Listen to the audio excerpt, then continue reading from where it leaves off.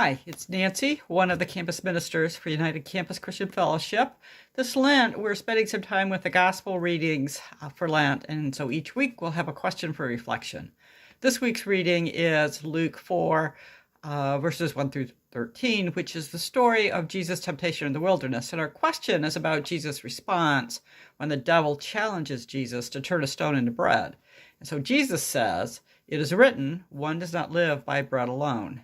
And our question is, why do you think Jesus says this? So here's my response. It's important to note that all Jesus replies in these verses are quotes from Deuteronomy, which is part of Torah. And it's important to look at the rest of the verse in Deuteronomy. So it's Deuteronomy chapter 8, verse 3, and it's part of a larger speech by Moses that reminds Israel to remember how God took care of them in the wilderness and that they are dependent upon God.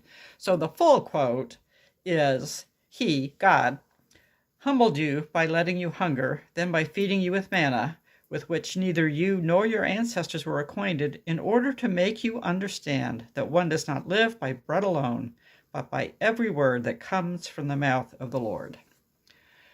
So it's a way of saying that we don't actually make our own bread, right? Ultimately, it's all gift. It's all gift from God for us.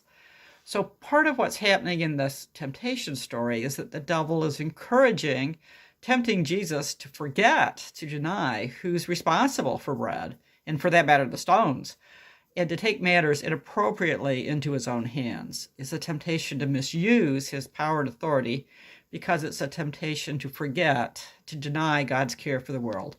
And Jesus is having none of that. His response is consistent with his ministry of being present in the world in a non-domineering, non-coercive way, in a way that's always consistent with the will of God.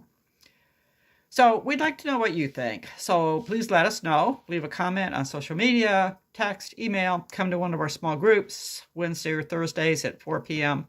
and let us know what you think.